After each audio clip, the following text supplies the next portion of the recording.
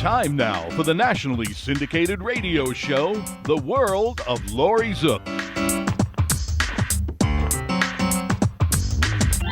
And now, here she is, the smart, the sexy, the savvy, divine Miss C.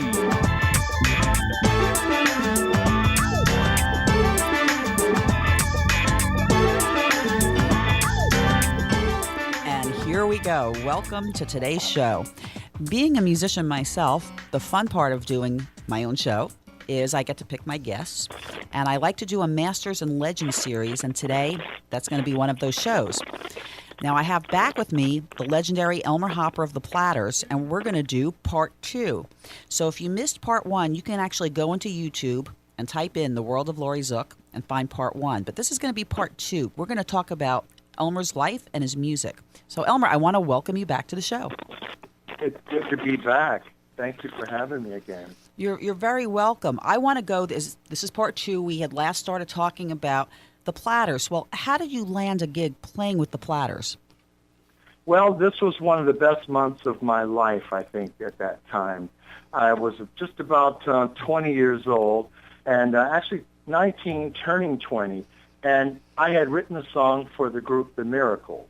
It was going to be their third album, and I met through my sister, a producer by the name of Freddie Perrin.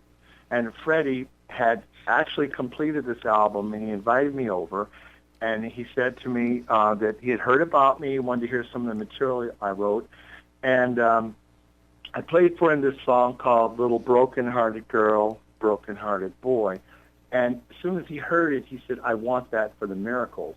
And he said, the album's actually done, but I'm going to make space for it. So I was zooming. It was just so beautiful. I got to watch him cut the rhythm tracks, and they modified it a little bit. They added a bridge to it, kind of styled it, for the Miracles sound. And I was so jazzed about this whole thing. I signed a single song contract and was just waiting for, the string sessions to come up and stuff. And a buddy of mine called me up and asked me to come over to his, kind of get together.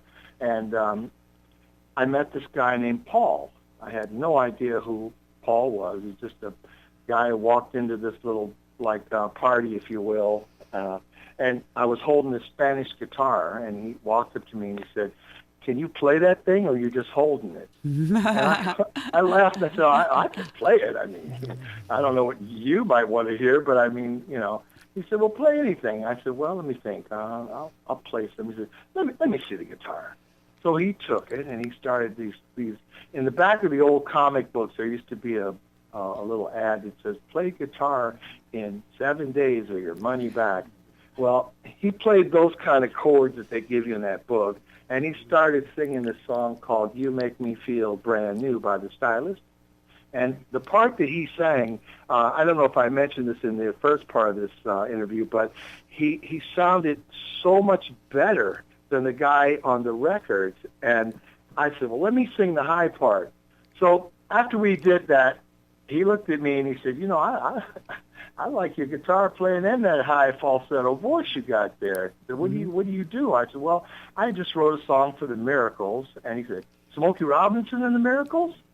And I said, no, it's actually, the Miracles have a new lead singer. Smokey replaced himself with a guy named Billy Griffin. And basically, it's the original guys with this guy. So he says, well, that's good, man. So you write songs. I said, that's what I really love doing. And he said, well, I write myself, actually. And so we talked, and finally, I told him that I had this studio that I had taken my little advancement money from Motown, and I rented this place along with a buddy of mine. And the buddy didn't really want to stay in music, and he was about ready to bail on me. So I was going to be stuck with the, responsibility of paying the monthly note, but I was booking groups and different bands to rehearse there. And I told him about the place. He said, well, look, I'm going to go out of town tomorrow. I'll be gone for 2 weeks, and I'll give you a call when I get back. So I thought, okay, cool. When people tell you in L.A., that I'm going to call you back. You might as well say it's nice to meet you and probably never see you again in life. But anyway, so I went on and I was writing other songs and trying to, impress this guy, Freddie Perrin, with more material. And he wanted me to sign not actually a single song contract. He wanted me to sign a contract that was exclusive with him as a songwriter. And I didn't have an attorney. I was, 19 years old, and I thought, well, I don't know about this. I was kind of worried about it because I really, didn't know if you enter a contract if they own you or. Right. So I lingered a little bit too much, and I think that's kind of where we didn't end the friendship or anything. It's just that I couldn't get the wheels rolling. So 2 weeks later, out of nowhere, Paul calls me, and he says, hey, man, this is Paul. I met you at the little party over at your buddy's place. And I said, yeah, good to hear from you. He said, what are you doing today? I said, well, I'm actually going to be down at my studio like all day, probably half of the night, too. He says, well, I'm home, man, and I want to have a look at the place. So he comes down, walks in the place with his two little dogs, and they're barking and running all over the place. And he walks in. He said, this is your place? And I said, yeah, man, this is it now. I mean, until the end of the month. And he said, well, let's look around. So he checked it out, walked in the studio room, and he said, man, this is great. He said, how much you pay here? I said, well, I pay $125 a month. He said, what? I said, yeah. He said, wow. He said, man, what are you doing later on tonight? I said, well, I'll be here. He says, why don't you come by my house? And I want you to meet some of the guys I work with. So I went to his house. I met a couple of the guys that were, in his group. First guy that opened the door, I guess, was the bass singer. Paul was getting things ready for the rehearsal. A couple of minutes later, a lady walks in the door, and I thought, wow, she's really beautiful. One of the guys gave me an elbow and said, she's out of your league, my man. And I wasn't biting. I was just looking. Right. And so Paul walks in and says, hey, guys, this is Elmer. Elmer's a songwriter, man. He just wrote a song for, I think, Smokey Robinson and the Miracles. I said, no, it's actually just the Miracles. Smokey left and replaced him. Right. So I sat in the rehearsal, and they opened up, and Paul says, okay, guys, let's take it from the top. And they went into Only You. And I thought, wow, this is kind of cool. And interestingly, I wasn't so fine-tuned into their music at that time, but I have a good memory. And he started the song off like, only you can make this world seem right. And I thought, I remember that song. Mm-hmm. But I was thinking more like, only you, kind of high. I said, well, I guess he got a little older. He's not singing in that range. So they went to the next song, which was featuring the girl that they were going to use for this next coming date. Her name was, I think it was Jason. She sang a song called Help Me Make It Through the Night. And didn't have anything to do with the Platters. It was just a song that she knew well, and they were going to feature her in the show, so they figured, we'll have her do what she's comfortable doing. So they went through that, and the next song was Harbor Lights. Now, I remembered that because I knew my mother really liked a lot of the songs by the Platters, and they took a break after that, and I was sitting there in this chair almost like lulled to sleep because their harmony was so beautiful. So when I realized they were taking a break, I kind of walked out of the room where they were all standing, and I said, you guys sound really good. What do you call yourselves? And they started laughing. And Paul had went upstairs, I guess, to get a cigarette or something. And so I asked the guys, and he says, Paul didn't tell you who he was? And I said, no, I just know his name is Paul. He said, man, Paul is one of the original founders of the Platters. I said, really? About that time, Paul comes down the stairs, and I said, Paul, you didn't tell me you were one of the Platters. He said, hey, you didn't ask. So anyway, I talked to them there for a little bit, and they went back in to start again. Now I'm kind of like more fine-tuned as to what I'm expecting of them. But once again, Paul was not Tony Williams. Tony Williams was the original lead singer on My Prayer, Smoke It's in Your Eyes, The Great Pretender, Red Sails in the Sunset. He had that piercing, syrupy, like high tenor voice. And I listened to their show, and after it took another break, Paul said, listen, man, when everybody leaves, I want you to hang around. I got a couple of questions to ask you about that studio. And so, you know, they went through the rehearsal, and they all left, and Paul said, listen, man, I got a proposition for you. He said, you learn my music, my guitar book, and when I work around town, I want you to play it for us. I'm going to pay half the studio rent. I said, really? I mean, you don't know what a big relief that was for me, because a lot of the guys that were coming down to my studio, they had no money. And I was letting them rehearse there as favors, you know, because, you know, they were friends, and I tried to help as many people as I could, thereby providing myself with a place to practice anytime I wanted to in private, you know. So I said, well, Paul, that sounds really great, man. I mean, where does the work come in from? He says, well, you know, you learn my music, and you know, when I do something in town, you know, I'll just have you play and, you know, rehearse the band. So that's pretty much how I landed my gig with the Platters. Now, I didn't sing with Paul for nearly a year. I was just the musical director. I would rehearse some of the bands at my studio. Sometimes I would go with Paul to a gig, and I would just take the guys aside if it was in a club or somebody's, you know, rehearsal place or something, and I'd show them the chords. And most of the guys that I practiced with, they all knew the music better than me. So it wasn't really that hard. It's just that I learned a bunch of chord changes that I wasn't familiar with because of the differences in the style of their music versus the music I was writing for the 70s. So pretty much that was how I got in with Paul. That's pretty interesting. I don't want you to go anywhere, Elmer. We're going to go to a quick commercial break, and we'll be back in just a moment with Elmer Hopper from the Platters. When the twilight is gone and no songbirds are singing, when the twilight is gone,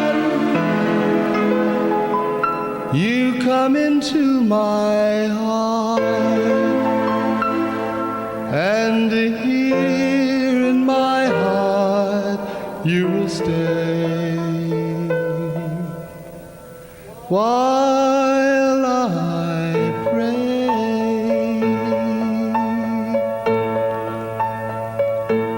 My prayer is to linger with you at the end of the day, in a dream that's divine. My prayer is a rapture in bloom,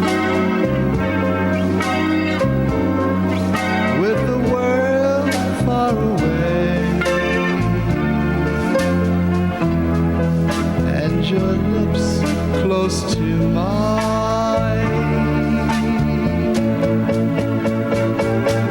Tonight, while our hearts are aglow,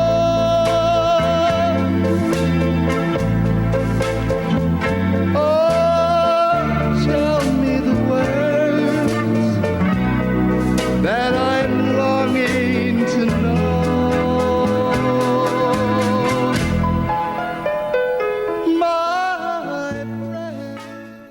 Do you suffer from back, neck, or body pain? Do you suffer from migraines or have jaw or face pain? Has conventional medicine failed you? Were you injured or in an accident? Call chiropractic physician Dr. Dan Maddock at 813-935-1664. Dr. Dan has helped thousands of patients gain relief for more than 30 years. Dr. Dan is caring, gentle, and takes his time with each patient.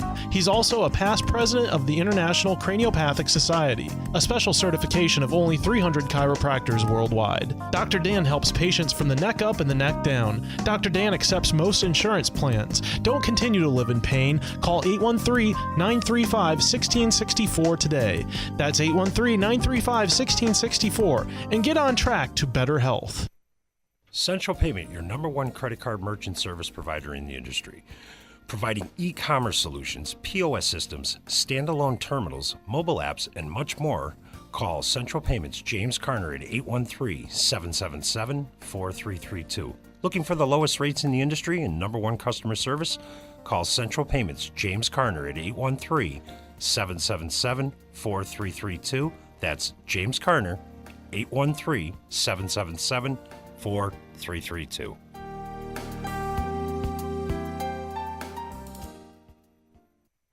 Are you looking for an affordable way to advertise to thousands of consumers nationally? If you own a business and didn't think you could afford radio advertising, you need to call me, Laurie Zoock, host of the nationally syndicated radio show, The World of Laurie Zoock. My show reaches thousands of people on 29 AM and FM stations nationwide, as well as through the internet. Additionally, your commercials will also be heard on all of my podcasts and throughout social media sites. Don't wait another minute. Call me at 813-777-4908. 813-777-4908, and let me bring your message to the nation and to help you gain more exposure. Right now, ladies and gentlemen, we'd like to do another song which is very close to my heart, and I hope it's close to yours too. This was recorded in 1957. Some of you weren't even born. I was in diapers. It's entitled My Prayer.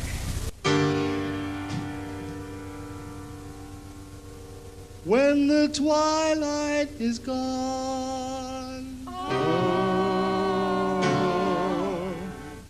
and no songbirds are singing,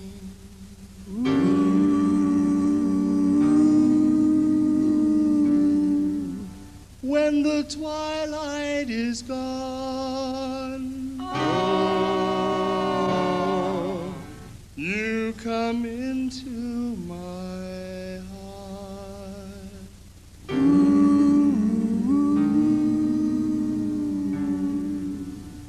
And here in my heart you will stay while I pray.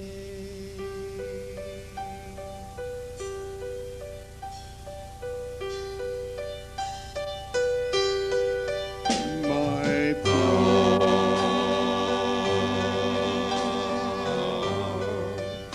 is to linger with you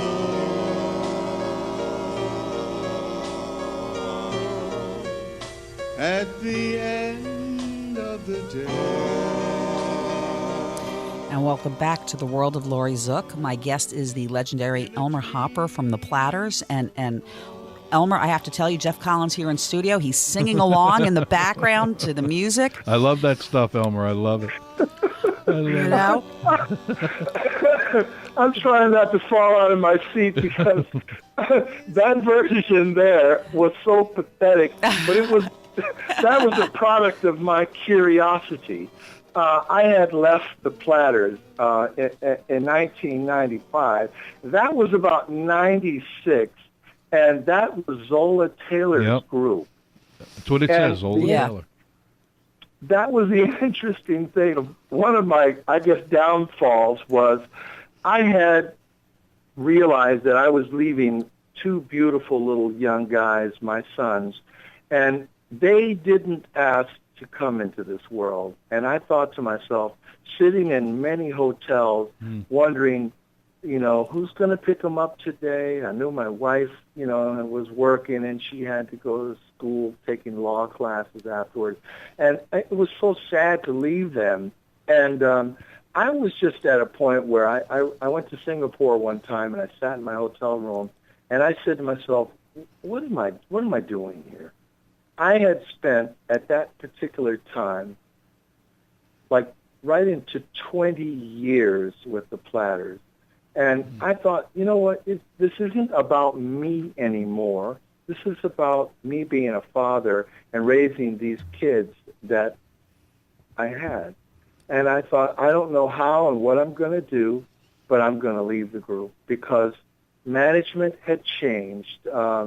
Paul had passed away from cancer in 1989, and his wife was running the Platters like a corporate type deal with different people calling to give me instructions on how and what to take to the show. And last thing they'd mention was how much I was going to get paid. So I was pretty disappointed a lot during that particular time. And I just chose after I finished that show in Singapore that I would resign. And they asked me if I would do a last performance at Caesar's Palace in Las Vegas. And I agreed. So I was trying to deal with not traveling, which I didn't realize what I was doing to myself because that's all I knew was to, go and perform. And out of nowhere, Zola called me. And she said, she called me Elmo. And I said, yeah, she says, Elmo, this is Zola Taylor. I said, oh, it's so good to hear from you, Zola. And I knew all about her. I knew her history. I really thought she was everything until Paul really ran the whole situation down to me over, we worked in the studio, it was our studio at that time, for nearly a year before I actually went on tour with them and started singing. And I'll tell you how I started singing with them after this. But anyhow, I knew about Zola. I knew why she was voted out of the Platters. I knew that she was a good-hearted person, but she didn't have any guidance. And when she married Frankie Lyman from the Teenagers, it was another big mistake because they both were dependents on, drugs and alcohol. And she was just spiraling out of control. And the guys couldn't say anything to her because Zola felt like she was the boss, So anyway, she calls me this day. She says, Junior, who was Paul Roby, Paul had passed away, but she referred to him as Junior because they were kids together, basically. Zola was 14 years old when they recorded the first version of Only You. Paul joined the group, did a rearrangement of that particular tune, and gave Tony, the lead singer, more range, more room to sing falsetto parts and incorporate his natural voice, which was really so cool. And anyway, Zola said that Junior came to her in her sleep the night before. I said, wow, how incredible. Mm-hmm. And she says, he wanted me to call you and ask you if you would work with my group. I said, Zola, I'm done. I'm done with Platters. I'm done. I just can't do this anymore, And knowing her group, the intonation of their harmony was completely out. Compared to Paul's refinement in terms of musicality, Paul knew each chord to each song on the piano, and he constructed all the harmony, himself. Right. And so Zola didn't have that type of gift. She had a good ear. She was a great performer and wonderful singer when she was young. But at this point, I went into this rehearsal, and it sounded like somebody throwing cans at alley cats on the fence. When I heard that harmony, I thought, oh, no. And the guys were older, and I thought, there's nothing I can do here. I can't teach these guys because they already know what they call the harmonies to Zola's show. Right. But I wanted to do this show. I wanted to actually perform with her. I don't know if it was for the sake that I sang with Zola, or for the sake that I was helping Zola in a situation. She explained to me that her lead singer, his mother had passed away, and he had to go to Texas to save her house from becoming probate property or something like that, and he wasn't able to be there. So I said, Zola, I'll do this show for you. And so I went to the house to rehearse, and Zola would sit in her room on the phone. And when I'd go in to say, are you coming out to rehearse? The guys are all sitting out there. We're not doing anything. We need to go over these songs. And she said, I'll be right out, baby. And I'm on the phone. So that meant, like, get out of here, don't bother me. But she was sitting on the phone talking to David Lynch, his widow. David was one of the original members. He had passed away back some years ago, and she was sitting on the phone with her. And then the next time I went to ask her, please come and join us, she was on the phone with Tony Williams' widow. And I said to her, Zola, you know, this isn't working out so well because you're telling all these different people who were, you know, related to these original members that I'm joining up with you, and I've clearly specified I'm going to do this one show for you to help you out. But I'm done being in a Platters group. Mm-hmm. And so I knew what she was doing, but I didn't really understand 100% of what was going on. And so basically I did the show with Zola, and after I finished the show, this lady approached me, and she asked me, would I take a picture with her? She was a big fan, and I said, sure. She said, could you get Zola to come and take a picture with us? So I went in the dressing room where Zola was, and I said, Zola, would you take a picture for this lady? She says she's a fan. And Zola said, no problem. So we took this picture, not thinking anything. Months later, after I was sued by Paul Roby's widow for copyright infringement, breach of contract, and I couldn't believe I was clearly a free agent at that time. Right. She said that I was violating her contract because I wasn't to perform with anyone with the likeness or similarity of her group. And I thought, it's unfair. You know, it really is unfair because I'm not with her group anymore. So anyway, I tried to explain that I was just helping Zola out.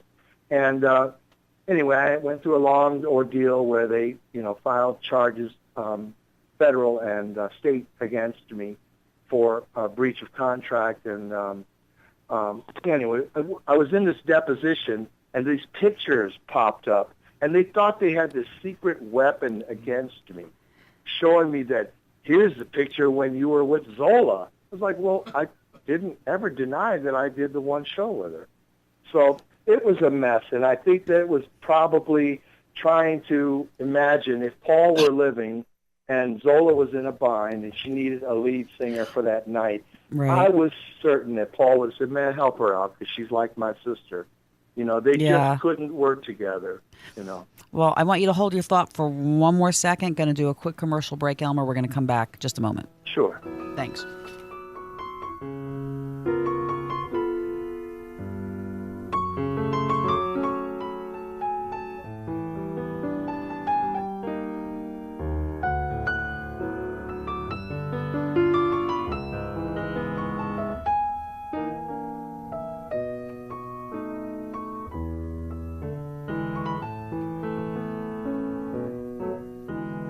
Heavenly shades of night are falling. It's twilight time. Out of the mist, your voice is calling. It's twilight time. When purple colored curtains mark the end of day, I'll hear you, my dear, at twilight time. Deepening shadows gather splendor as day is done. Fingers of night will soon surrender the setting sun. I count the moments, darling, till you're here with together at last at twilight time.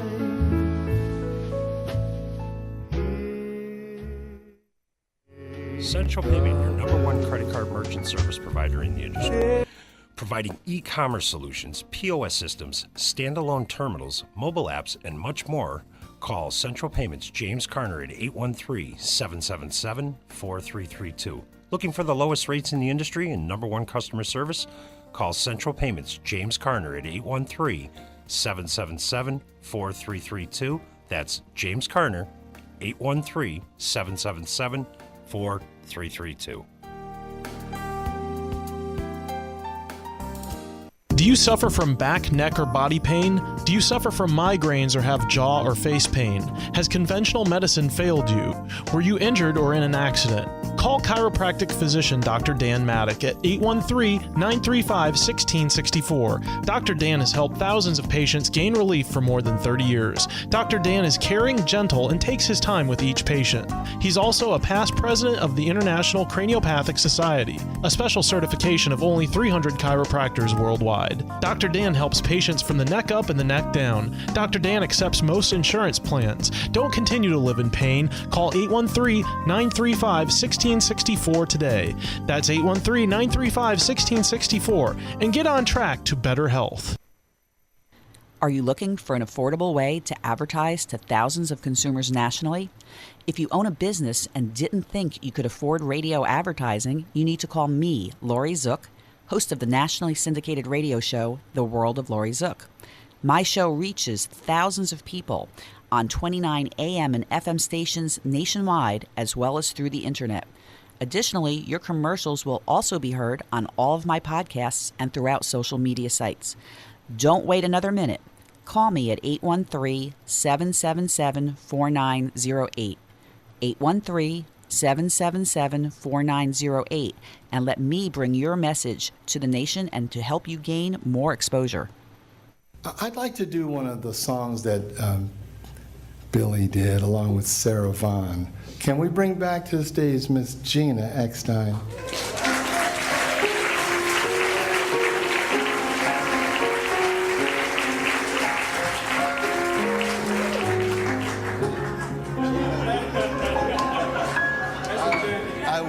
I will check in one, too. Gina, I will carry your mic for you, dear. You are something else. How do you like this beautiful gold mic? Is this pretty? This is.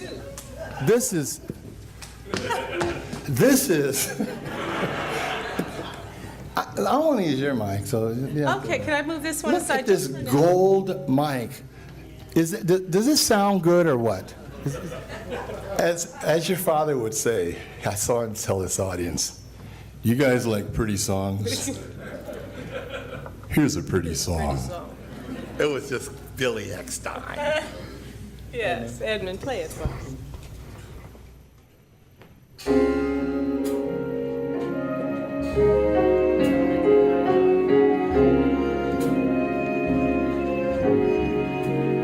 We seem like passing strangers now.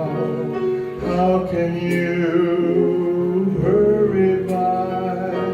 There were never two love half as much as you and I. We seem like passing strangers now. Funny how things have changed. We were so inseparable, and now you're acting very strange. The hands I used to touch don't even wave but go. I miss your lips. You'll never know.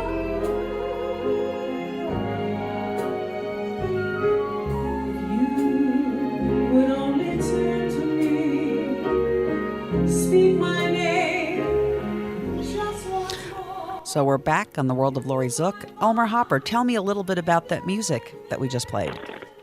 Oh, I love that. 'Cause you That was have- so beautiful. It is really, Yeah. and it's a neat orchestra. And where is the Norris Theater? The Norris Theater is in Palos Verdes, California. It's south of where the LAX airport is. That was a Mills Brothers show. And John Mills and we got together in 1999. And I joined to help him out because his father was the last living member of the Mills Brothers, Donald. Donald had a brain tumor that was the size of a tennis ball, and they were going to remove it. And John called me through another friend of ours who had told him about me. His father was Randy Wood of Randy's Records and Dot Records. Dot Records recorded the Mills Brothers, the original Mills Brothers, along with Count Basie. They did 2 albums together. And John Wood, who was playing piano on that instrumental version of Twilight, well, it was actually vocals as well, Twilight Time. That was his recording on his album. And he had referred John Mills to call me. And so we did a show, and it was so funny because it was one of the most funniest things. I was used to singing up high in the tenor area, and I had to learn Donald's parts, which were, I'm gonna buy a paper doll that I can call my own, instead of, I'm gonna buy a paper doll. And so we went to do the show in New York, and here are all my old friends, guys from the Clovers, actually. Their bass singer, Harold Winley, was in a group of Ink Spots, and their manager was a lady named Millie Lilly. She was the most wonderful lady you want to meet in life. She managed the Del Vikings and the Ink Spots.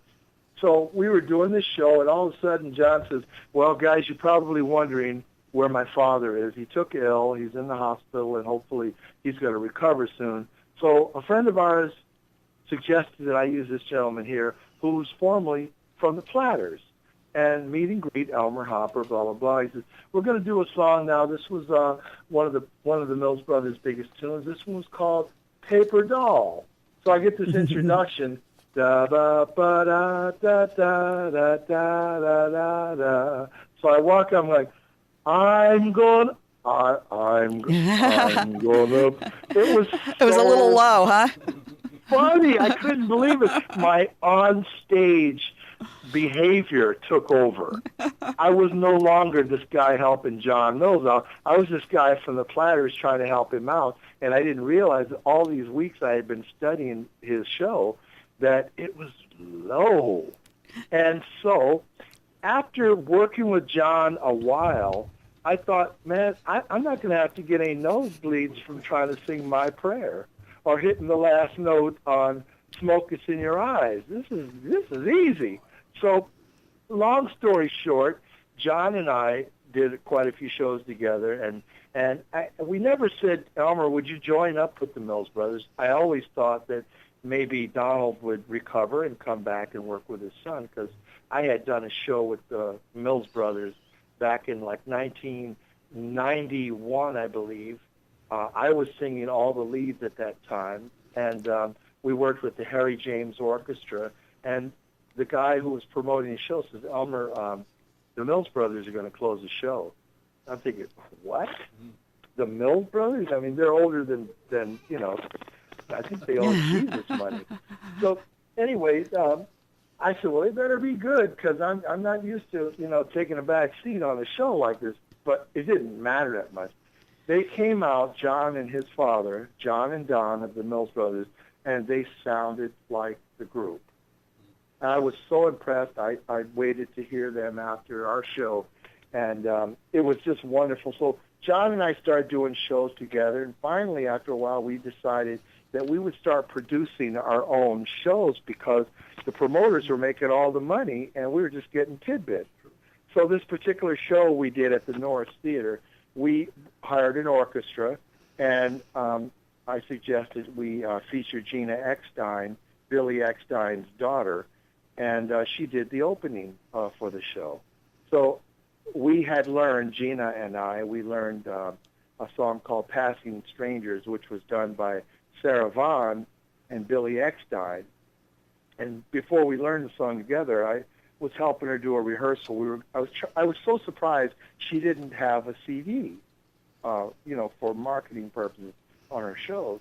So I had put some musicians together to try to help her, put the CD together. And I asked her, I said, Gina, you ever consider doing some of the duet stuff, like your dad did with Sarah Vaughan? And she said, honey, when I was a little girl, she said, I thought I was going to grow up and be Sarah Vaughan. That's how close my dad and her were. So I said, well, I'd like to do the Billy Eckstein part, if you don't mind. And so that was it. We learned it, and we did it on that show. Gina's still a wonderful friend of mine. Yeah, amazing stories that you share. I love talking to you. You just give out such amazing stories. It's so funny. I feel like Gulliver's Travel. I'm not kidding. I just realized a few years ago that I really need to take all these notes that I have and just really clearly just start writing this book. And it's been the hardest thing to do because some of the more exciting things in my career happened later, but yet the beginning, like I mentioned to you earlier, I tell you how I started singing with Paul. When we were on the road, they asked me if I wanted to go to Japan with them. And that was going to be my first time on an airplane and the first time out of the country. We get to Japan, and while on the way there, it's quite a long flight, about 11 hours. Well, I noticed Paul drinking a lot of beers, and I was thinking to myself, I guess this is time to relax, but when we get there, you're going to need to be in good voice. Well, he drank beer after beer on the flight. He came over and he sat next to me, and I could tell now in our studio days together, I never saw him drunk. I knew he liked to drink beers, and I never had really seen him inebriated, so he came and sat next to me on the plane and said, Elmer, when I met you, I told you, if you work with me, I was going to show you the world, and I'm going to have you make more money than you've ever seen. Did I lie? And I said, no, you sure haven't, man. I want to thank you so much. I can't tell you how appreciative I am to go to Japan. He said, well, you're going to meet musicians over there that could read fly specks on a paper, man, so brace yourself. So anyway, I went on and I listened to him, but I watched him on the plane, and then when we landed in Tokyo, we had a are you there? Yeah, we're here. Okay, We're listening. I had a call coming in, sorry. So actually, when we landed in Tokyo, I thought that we were going to go right to work right away, and we had to go to a train station now to take an 8-hour train trip from Tokyo up to a place called Mito, which is way up north, near almost to Hokkaido. And so by the time we got to the airport to get our luggage from baggage claim, Paul looked like death warmed over. He just looked tired. He was whispering. I could hardly make out his voice. So we finally got on the train. He went to sleep again, and the promoter was asking Paul's wife, what's going on with him? Is he okay? Is he going to be able to sing tomorrow night? And she said, oh, don't worry. He'll be fine. And if he can't do it, we got this young kid with us. He could sing all the songs. And I'm sitting there with my music, looking, at the music charts, thinking, well, I came here as a musical director now. I'm not one of the group guys. I'm not a singer. Right. I mean, I could sing, but I don't know their style of their song. Anyway, long story short, we got to Mito. Martha, his wife, invited me into their room, told me to try on this suit. And just in case now, everything was all, you never know, Paul will be fine, but just in case, we want you to dress like them and, be on stage, and don't bring your guitar because we want you to sing in the group, the backgrounds. And I was like, whoa, no, this is blowing my mind. So Paul comes out of his office, which was the bathroom. Everywhere we went on the road, everywhere, he made his office in the bathroom. Oh, my gosh. He comes out, he says, listen, man, I don't know when I'm gonna be better, but it ain't gonna be tomorrow. So listen, I need you to take this tape recorder and here's the stationery from the room. Take that and write the words down to all the songs. Read them, listen to them with the tape, throw them away, and start again. He said, I need you to do this as long as you can stay up tonight. Now, I had jet lag pretty bad, so I could sit up. And I just sat writing these words down and trying to memorize. Next thing I know, I looked at the window and I could see daylight coming through. I said, oh, no, I haven't any sleep. Then the phone rings. It's his wife. She wants me to go shopping with her to find me a pair of patent leather shoes and a white shirt, a tuxedo shirt. So now I'm getting drug around the department stores that morning, Right. looking for shoes. I wear a 12, sometimes even 13 in certain shoes. I'm trying to find a pair of 12 in Japan. So needless to say, that didn't happen. They found a pair of like about 10 and a half. She took them and she painted them with clear nail polish to make them voila. Oh, my patent gosh. leather. And I'm going to have to jump in here only because we're at the end of the show. Elmer, you're going to just have to come back again in a couple months and do another one with me because you give out the best. You have an amazing life and the best stories. And I so appreciate you know. Well, thank you so much. And it's really an honor to share this with somebody. Your stuff is great. I have so many more questions to ask you, and I've really enjoyed it, and I know Jeff has also enjoyed it. Great. And I know you're still performing, right? So do you have information if somebody wants to contact you, how they can reach you? Yeah, they can contact me at elmerhopper@yahoo.com or elmer@elmerhopper.com. Either way. Okay, very good. Thank you so much again. Wishing you Oh, you're so welcome, and it's such a pleasure, Laurie, and thank you so much.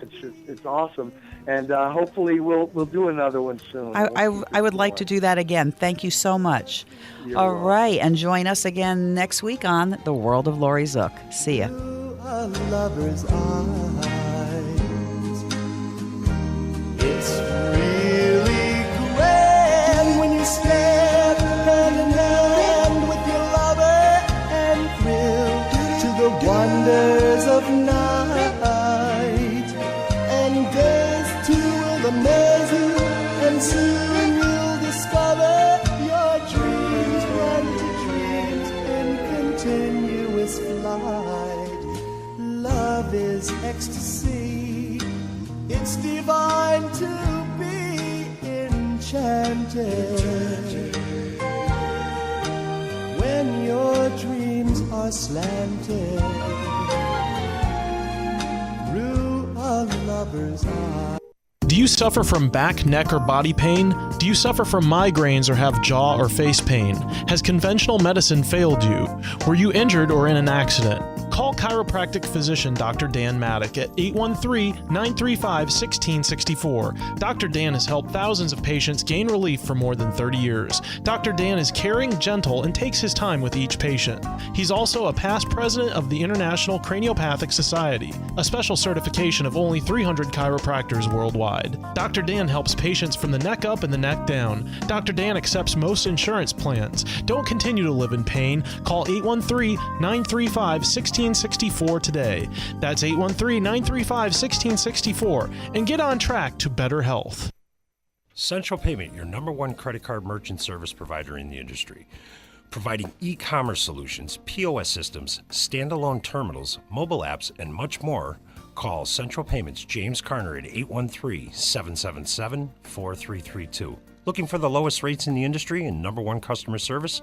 Call Central Payments James Carner at 813-777-4332. That's James Carner, 813-777-4332.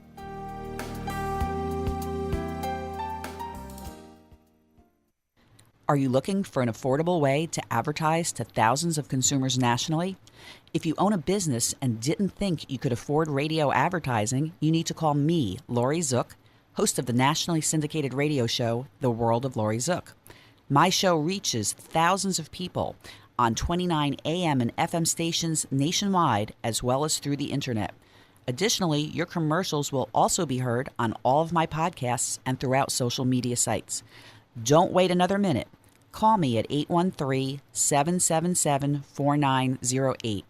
813-777-4908, and let me bring your message to the nation and to help you gain more exposure. Arg, matey. When it's time for lunch, when it's time for dinner, when the show's over, when the day's over, when it's time to chill, where do we go? Over to Naughty Nancy's Food Shack and Crow's Nest Pub. It's literally in our backyard, right in back of the WTAN studios at 700 Eldridge Street, just north of downtown Clearwater. Just look for the broadcast tower. Nancy's food and atmosphere get rave reviews. The laid-back patio is a great place to hang out, dine, and listen to live music at night. And Nancy's one of the friendliest proprietors in town. And now, Nancy is serving Sunday Jazz Brunch from 11 a.m. to 2 p.m. Brunch served with Eggs Benedict, crepes, waffles, lox and bagels, shrimp, oysters, and a build-your-own omelet. That's all at Naughty Nancy's Food Shack and Crow's Nest Pub, 700 Eldridge Street in Clearwater. That's right where Eldridge crosses the Pinellas Trail between Myrtle and Fort Harrison. Call 446-3717. 446-3717. You're listening to the Tan Talk Radio Network. At the Oaks of Clearwater, you'll enjoy a lifestyle to fit your needs. From independent living, assisted living, memory care, and skilled nursing. Our exciting independent lifestyle is the perfect combination of freedom, comfort, and security. Enjoy total independence with peace of mind. Our independent lifestyle includes chef-prepared meals in our beautiful waterfront dining room, a continental breakfast, all utilities, including cable and telephone, housekeeping with linen service, scheduled transportation, including trips for shopping, local restaurants, theater, and more. Our activities program is second to none. At the Oaks of Clearwater, you'll enjoy affordable luxury waterfront senior living with $1 million view. Call today, 727-445-4069, and discover where caring, compassionate service really makes the difference. Hi, this is John Austin, host of the Book Club on the Tan Talk Radio Network. I spent 35 years in publishing, and today I want to tell you about a book that can change people's lives. The book is No Cash, No Problem, and the author is Dave Wagenford with Ali Pervez.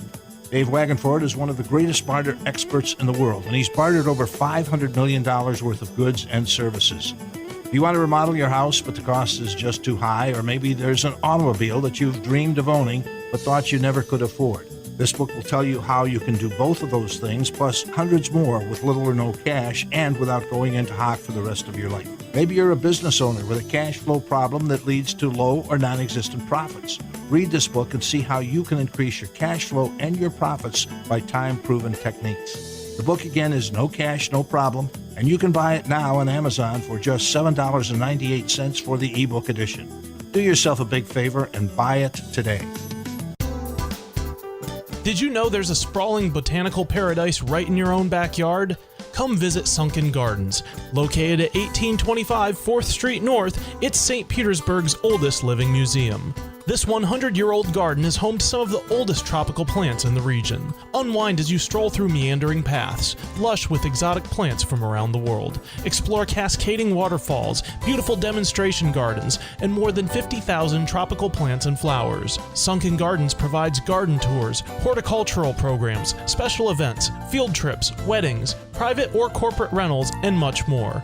Call 727-551-3102 for more information. That's 727-551-3102. Sunken Gardens, 1825 4th Street North, right in the heart of Old Northeast St. Petersburg.